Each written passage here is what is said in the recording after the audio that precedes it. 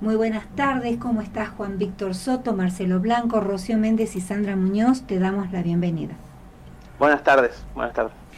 Bueno, mira, te convocábamos por una información que compartió, por supuesto, el INDEC a nivel nacional y fue publicado por el Nuevo Diario de Salta y tiene que ver con los índices inflacionarios en la provincia. Y dice que en relación a la canasta básica alimentaria hay un 7.4% de inflación mayor a los de Buenos Aires, a los nacionales. Superaron, según esto, un 70% lo previsible del mes de julio. Así que queríamos preguntarte si cuál era tu análisis, si esto era previsible por la suba del dólar, por las corridas bancarias, por el aumento del combustible, porque estamos al norte, un norte por ahí bastante olvidado. En ese sentido. ¿Cuál es tu análisis? Generalmente, históricamente, siempre la inflación de Salta fue mucho mayor a la de resto del país.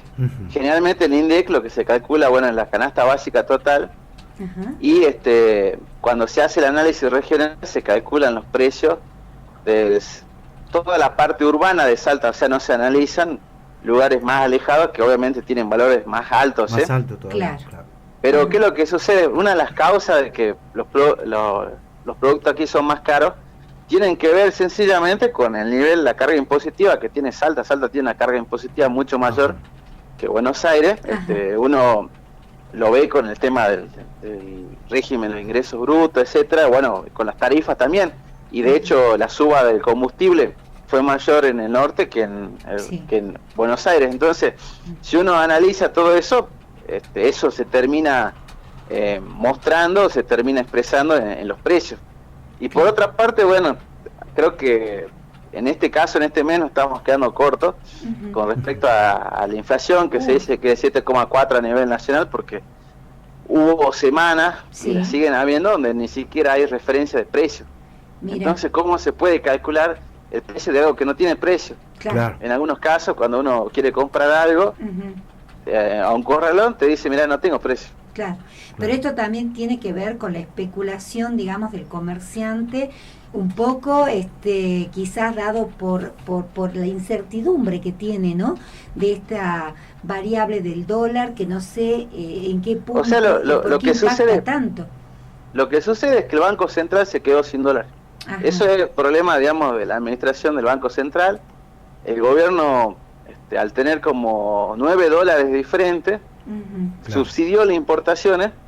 De hecho, están en investigaciones algunas empresas truchas que fingían importaciones y en realidad consiguen dólares más baratos. Entonces, esta sangría de dólares de este sistema que se implementó hizo imposible de que se consigan las importaciones, y al no poder conseguirse los productos importados, el comerciante no tiene precio de referencia y vende en función a lo que estima, y a veces ni siquiera puede poner precio porque no sabe si va a conseguir el producto. Claro. Y la causa más factible de la inflación es la emisión. O sea, porque si no entramos en este tema, digamos, algunos dicen que el dólar sube, pero si nosotros analizamos, si el dólar se hubiera mantenido constante desde enero hasta la fecha, no tendría sentido, porque la inflación fue muy grande. Claro. Entonces el dólar tendría que haber acompañado a la inflación, porque si no, tenemos un dólar mucho más barato. Entonces, lo del dólar es un efecto del problema inflacionario y también de las políticas de tipo de cambio que subvencionaron las importaciones. Supuestamente, en un gobierno que quiere favorecer la producción, lo que se tendría que impulsar es el sector que exporta, no el que importa. Claro. Tenemos un dólar más barato para el importador que para el exportador. Claro. O sea, tener un dólar que perjudica al exportador y que beneficia al importador. Entonces, hoy que ya no hay dólares disponibles, cada vez el cepo se hace más grande, entonces ya directamente estamos ante el riesgo de escasez de productos. Eso es una contradicción. El comerciante se trata de proteger como puede, pero si llegan los tarifazos, si llegan cada vez más altos los precios de la inflación, entonces le queda poco margen de maniobra. Y Juan Víctor, de acuerdo a tu análisis, a todo esto, vos podés prever, por ejemplo, qué va a pasar, porque estábamos analizando la inflación, los índices, digamos, de acuerdo al INDEC del mes de julio. Vos recién mencionabas que en agosto va a ser peor, que todavía no concluyó el mes, que es un mes largo hasta el 31, y yo te quiero llevar inclusive más allá, a septiembre, ¿no? Porque la gente asalariada es la gente que padece todos estos movimientos. Obviamente el gran empresario, de acuerdo a mi perspectiva humilde en torno a la economía, no pierde nunca. Quizás estoy equivocada. Yo creo que mira, primer punto, creo que hoy ver lo que va a pasar con la inflación, con los problemas. Nosotros tenemos dos problemas muy graves. Uno, que es el déficit fiscal, que es lo que genera inflación, se corrige el déficit emitiendo. Y el otro problema más inmediato, que es por eso que asumió Massa y se centró en ese tema, es la escasez de dólares. Eso se llama restricción externa. Sí. Massa ya lleva aproximadamente su segunda semana en el gobierno y todavía no consiguió los dólares que necesitaba conseguir, porque el Banco Central no tiene reservas disponibles de dólares. Si no hay reservas de dólares, no hay productos, no hay medicamentos, no hay, los fabricantes, por ejemplo, en el caso de Salta, Teuco, el papel lo importa, como la mayoría de los productos. Entonces, si no tenés los productos, si no tenés los medicamentos, si no tenés los bienes importados que necesitas para comprarle la rueda al auto, para corregir, para comprarle el foco a la casa, etcétera, todo lo que necesitas abastecer en el mercado para producir un bien, entonces tenés la economía parada. Esa es la urgencia, digamos, del momento, y por eso van los gobernadores de Estados Unidos, Massa se va a tener que desplazar a Estados Unidos, y van a tener que buscar dólares de donde sea, porque es el problema más urgente. Ahora bien, ¿qué están haciendo con el tema de la inflación? Están cumpliendo con lo pautado con el Fondo Monetario. Claro. Claro. ¿Qué es lo que viene? Bueno, estamos en un mega ajuste, en donde lo que va a suceder para que no haya menos inflación, la receta ortodoxa es que tenés que enfriar la economía. Claro. O sea, tenés que hacer que el producto caiga, que la economía se derrumbe, para que bajen los precios. Claro. Si la economía se derrumba, el comerciante, cualquier persona va a vender a precio de lo que sea para sacarse encima los productos. Claro. Esa es la forma de que bajen, digamos, en un sistema de shock como el que se está viniendo. Entonces, exacto, digamos, una economía deprimida como pasó en el 2001. En el 2001 teníamos deflación. O sea, la gente se sacaba los bienes de encima, lo vendía por debajo del bien de costo porque era peor tener el producto que, digamos, era difícil venderlo porque estaba deprimido los ingresos de todo el mundo. Si nosotros vemos que el ingreso mínimo es de 57.000, que está por debajo del nivel de indigencia, entonces significa que trabajas para ser un indigente. Claro, totalmente. Convengamos que una familia para de no 4 personas, ¿no? Sí, que no sea pobre, por así decirlo, necesita 110.000 pesos en el mes de julio. Me imagino lo que va a hacer en septiembre. Pero 110.000 pesos mínimo, Juan Víctor, porque imagínate con 4 chicos en el colegio, por ejemplo. ¿Cómo haces para llegar a fin de mes con 110.000 pesos y con estos precios? Ahí creo que está el desafío. El desafío es llegar al fin de mes para el gobierno. O sea, nosotros cuando estamos hablando de la inflación, también, y digamos, llegar al fin de mes del gobierno sabemos lo que significa. O sea, ya lo vivimos en el 2001. Existe obviamente un respaldo estructural político mucho más sólido que tenía de la Rúa. Pero como estamos diciendo, si el que trabaja, eso ni siquiera pasó en el 2001, si el que trabaja no tiene para comer, estamos en un problema grave, digamos. Sí. Porque en el 2001 el problema era el que no trabajaba. Nosotros ahora ya estamos incluidos, entonces si el que trabaja no tiene dinero para llegar a fin de mes, entonces no hay ventas y ahí hasta el empresario se perjudica. Claro, por supuesto. ¿A quién le vende? Claro, esto de impulsar el consumo interno, que fue de alguna manera la política económica de los años de Cristina Fernández de Kirchner, hoy obviamente no se puede cumplir. Exacto, digamos, hoy hay desde que eligieron a Guzmán, se siguieron medidas ortodoxas, más cercanas al neoliberalismo que a lo que se decía que iba a aparecer, digamos. Entonces, los resultados están a la vista. El salario real perdió poder de compra, aumentaron los precios del alimento, estamos pagando cada vez más caro los servicios, entonces En una economía así, bueno, estamos viviendo una agonía, ese es el problema. Cada vez que el Fondo Monetario... Según tu óptica, ¿no es cierto?, en base a tus conocimientos en economía, por supuesto, ¿hay una fórmula, digamos, que se pueda utilizar en la Argentina que dé resultado a favor de la gente y no a favor de los grandes grupos concentrados, de estos que importan, que juegan con el hambre de la gente, los dueños del país, que son, sabemos bastante de estos, son por lo menos 100 personas, 100 familias, además del Fondo Monetario, ¿no?, que todo suma, y suma mucho en contra de la Argentina? ¿Hay una fórmula? Bueno, yo me haría la pregunta, digamos, si realmente la clase política está jugando a favor de los argentinos. Claro. Y si no están dentro de esos 1000 beneficiados, digamos. Y ese creo que es el problema que atraviesa la sociedad, porque la deuda, personalmente creo que se puede pagar con sectores que están totalmente exentos y positivamente. Por ejemplo, la minería. Claro. ¿Sí? ¿Por qué no? ¿Por qué no tenemos retenciones como Chile? No estoy hablando de nacionalizar como Bolivia, digamos, si quieren, puedan pensar. Chile tiene retenciones cuando el valor del litio, la tonelada vale más de $1.000 y una retención del 24%. Bien. Claro. Nosotros ni siquiera le sacamos, no le podemos sacar ni un 1%. En Salta no pagan impuestos. Claro.